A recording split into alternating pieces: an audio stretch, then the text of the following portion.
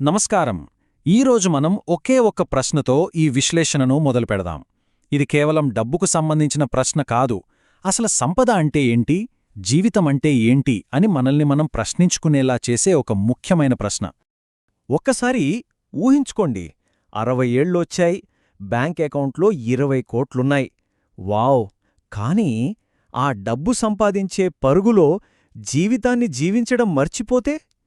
ఈ ప్రశ్న మనందరినీ ఒక్కసారి ఆగి ఆలోచించేలా చెయ్యాలి కదూ? మన ఆర్థిక ప్రణాళిక లక్ష్యం కేవలం అంకెలను పెంచడమా, లేక జీవితాన్ని ఆస్వాదించడమా? అయితే ఆ పెద్ద ప్రశ్నకు సమాధానం ఎక్కడుంది? అది మనందరం ఫైనాన్షియల్ ప్లానింగ్ గురించి అనుకునే విధానాన్ని పూర్తిగా మార్చేసే ఒక చిన్న రహస్యంలో దాగి ఉంది. ఏంటది? చూద్దాం. చూడండి, ఫైనాన్షియల్ ప్లానింగ్ అనగానే మనలో చాలామందికి ఏం గుర్తొస్తుంది? Stocks, mutual funds, real estate అంటే డబ్బుని ఎలా పెంచాలి అని. కానీ అది కథలో కేవలం 20% మాత్రమే. అసలైన నిజమైన ఫైనాన్షియల్ ప్లానింగ్లో 80% బలం రిస్క్ మేనేజ్మెంట్ మీదే ఉండాలి. అంటే సంపాదించడం కన్నా ముందు సంపాదించిన దాన్ని ఎలా కాపాడుకోవాలనే దానిమీదే ఫోకస్ పెట్టాలి. ఈ రిస్క్ మేనేజ్మెంట్ అనే పెద్ద పదం కొంచెం కన్ఫ్యూజింగ్గా అనిపించొచ్చు. దీన్ని చాలా సింపుల్గా అర్థం చేసుకోవడానికి ఒక మంచి ఉదాహరణ చూద్దాం. ఒక పెద్ద బిల్డింగ్ కట్టడం లాంటిది. ఎవరైనా ఒక 10 అంతస్తుల బిల్డింగ్ కట్టాలి అనుకుంటే ఫౌండేషన్ ఎంత స్ట్రాంగ్గా వేస్తారు? కేవలం 10 అంతస్తులకేనా? కాదు కదా. భవిష్యత్తులో ఇంకో 5 అంతస్తులు కట్టాల్సి వస్తే పరిస్థితి ఏంటి అని ఆలోచించి ఫౌండేషన్ని 15 అంతస్తులు మోయగలిగేంత బలంగా కడతారు. మన ఫైనాన్షియల్ లైఫ్ కూడా అంతే. ఆ బలమైన పునాదే రిస్క్ మేనేజ్మెంట్. దానిమీద మనం మన సంపద అనే 5-10 అంతస్తుల బిల్డింగ్ను నిర్మించుకోవాలి. సరే, ఆ ఫౌండేషన్ గురించి మాట్లాడుకుంటున్నాం కదా, మరి ఆ ఫౌండేషన్కు వేసే మొదటి అత్యంత ముఖ్యమైన ఇటుక ఏంటో తెలుసా? సరైన హెల్త్ ఇన్సూరెన్స్. ఇది మన ఆర్థిక భద్రతకు ఒక కవచం లాంటిది. కాని చాలామంది దీన్ని లైట్ తీసుకుంటారు. ఇక్కడొక చాలా పవర్ఫుల్ వాక్యముంది.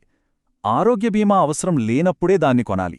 ఎందుకంటే నిజంగా అవసరం వచ్చినప్పుడు కొనలేరు. ఎంత నిజంగదా? ఏదైనా జబ్బు చేశాక ఇన్సూరెన్స్ కంపెనీకి వెళ్తే వాళ్ళు పాలసీ ఇవ్వరు. అందుకే ఆరోగ్యంగా ఉన్నప్పుడే మనల్ని మనం కాపాడుకోవాలి. హెల్త్ ఇన్సూరెన్స్ అనగానే కొన్ని కామన్ సాకులు వింటూ ఉంటాం. కానీ ఈ సాకులు మన కష్టార్జితాన్ని మొత్తం కరిగించేయగలవు. అవేంటో చూద్దాం. నా కంపెనీ పాలసీ ఉంది కదా, చాలు. నా దగ్గర 5 లక్షల కవర్ ఉంది, ఇంకేం కావాలి? నేను ఆరోగ్యంగా ఉన్నాను, హ్యాపీగా ఉన్నాను, తర్వాత చూద్దాంలే. ఈ 3 చాలా డేంజరస్ ఆలోచనలు. మొదటిది కంపెనీ పాలసీ. ఇది చాలామంది చేసే పెద్ద తప్పు. లాజిక్గా ఆలోచిద్దాం. ఉద్యోగం ఉన్నంతవరకే ఆ పాలసీ ఉంటుంది. రేపొద్దున ఉద్యోగం మారినా లేదా ఉద్యోగం పోయినా ఆ ఇన్సూరెన్స్ కూడా పోతుంది. మన ఆర్థిక భద్రతను మన ఉద్యోగానికి ముడిపెట్టడం ఎంతవరకు కరెక్ట్? ఇది చాలా పెద్ద రిస్క్. అయితే ఎంత కవర్ ఉండాలి? 5 లక్షలా? 10 లక్షలా? కాదు, కనీసం ₹1,00,00,000. అవును, ₹1,00,00,000. ఈ నంబర్ చూసి షాక్ అవ్వొచ్చు. కానీ ఈ రోజుల్లో మెడికల్ ఖర్చులు ఎలా ఉన్నాయో మనందరికీ తెలుసు. ఒక పెద్ద అనారోగ్యమొస్తే 5-10 లక్షలు కొన్ని రోజుల్లోనే ఆవిరైపోతాయి.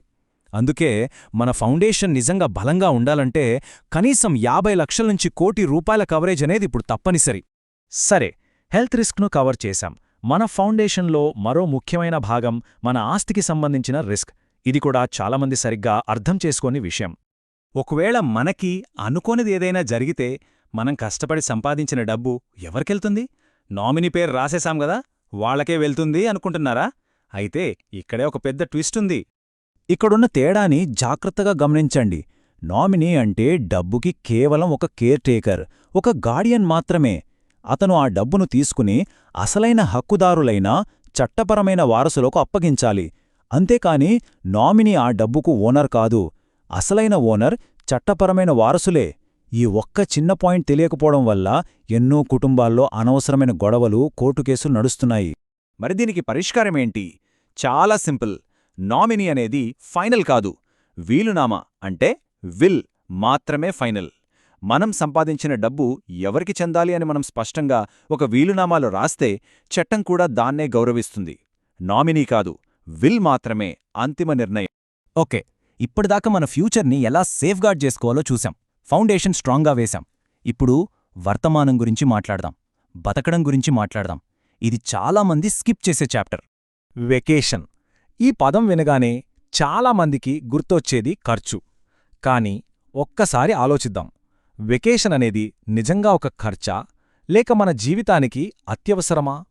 మన లైఫ్ ఒక ప్రెషర్ కుక్కర్ లాంటిదే. రోజూ పని, టెన్షన్స్, బాధ్యతలు ఇలా ప్రెషర్ పెరిగిపోతూ ఉంటుంది. మరి ఆ కుక్కర్ పేలిపోకుండా ఉండాలంటే ఏం చేయాలి? స్టీమ్ను బయటకు వదలాలి. వెకేస్ అనేది మన లైఫ్ అనే ప్రెషర్ కుక్కర్కుండే ఆ సేఫ్టీ వాల్వ్. ఆ ప్రెషర్ను రిలీజ్ చేయడానికి అదొక అవకాశం. ఇంకో మంచి ఉదాహరణ చెప్తాను. మనం రోజంతా ఫోన్ వాడితే అది స్లో అవుతుంది, హ్యాంగ్ అవుతుంది. అప్పుడేం చేస్తాం? సింపుల్గా ఒకసారి రీబూట్ లేదా రీస్టార్ట్ చేస్తాం. మన బ్రెయిన్, మన లైఫ్ కూడా అంతే. రోజూ ఒకే రొటీన్తో గ్లిచ్ అవడం మొదలవుతుంది. మనకు ఒక రీబూట్ కావాలి. ఆ రీబూటే వెకేషన్. అందుకే వెకేషన్ను బడ్జెట్లో తగ్గించుకోవాల్సిన ఖర్చుగా చూడొద్దు. దాన్ని ఒక ఇన్వెస్ట్మెంట్గా చూడాలి. అది మన ఆరోగ్యం మీద, మన కుటుంబ సంబంధాల మీద, మన ప్రొడక్టివిటీ మీద పెట్టే పెట్టుబడి. ఈ రోజును ఎంజాయ్ చేయకుండా రేపటి కోసం దాచడంలో ఏమర్థముంది చెప్పండి? సరే, ఈ పాయింట్స్ అన్నింటినీ కలిపితే ఒక పెద్ద ఫిలాసఫీ మనకు కనిపిస్తుంది. చాలామంది తెలియకుండానే ఒక ఉచ్చులో పడిపోతారు. దాన్నే మనం పేదగా జీవించి ధనవంతులుగా మరణించే వ్యాధి అని పిలవచ్చు. అంటే ఏంటి? భవిష్యత్తు బాగుండాలి అనే ఆలోచనతో వర్తమానంలో బతకడం మానేయడం, క్వాలిటీ లైఫ్ను పక్కనబెట్టి కేవలం డబ్బును పోగు చేయడం మీదే దృష్టి పెట్టడం. ఇది నిజంగా ఒక మానసిక వ్యాధిలాంటిదే. ప్రతి ఒక్కరూ తమను తాము వేసుకోవాల్సిన ప్రశ్న ఇది: నాకు ఎంత ఉంటే చాలు? ఆ చాలు అనే గీతెక్కడుంది? చాలాసార్లు మనం ఆ గీతను దాటి చాలా దూరం వెళ్ళిపోయినా ఇంకా పరుగెడుతూనే ఉంటాం. ఎందుకంటే ఆ గీత ఎక్కడుందో మనకు తెలీదు. అసలైన ఆర్థిక స్వేచ్ఛ అంటే కోట్లు సంపాదించడం కాదు. పనిని డబ్బు కోసం చేయాల్సిన ఒక నిర్బంధంలా కాకుండా మన ఇష్టంతో చేసే ఒక ఎంపికగా మార్చుకోవడమే నిజమైన స్వేచ్ఛ. ఈరోజు నేను పనికి వెళ్ళాలి అనడానికి, ఈరోజు నేను పనికి వెళ్ళాలనుకుంటున్నాను అనడానికి చాలా తేడా ఉంది. చివరిగా ఈ ఒక్క ప్రశ్నతో ముగిద్దాం. మన డబ్బు, మన పెట్టుబడులు, మన ప్లానింగ్ ఇవన్నీ ఏం చేస్తున్నాయి? కేవలం ఒక పెద్ద బ్యాంక్ బ్యాలెన్స్ను కడుతున్నాయా? లేక ఒక మంచి, సంతోషకరమైన జీవితాన్ని నిర్మిస్తున్నాయా? ఒక్కసారి ఆలోచించండి.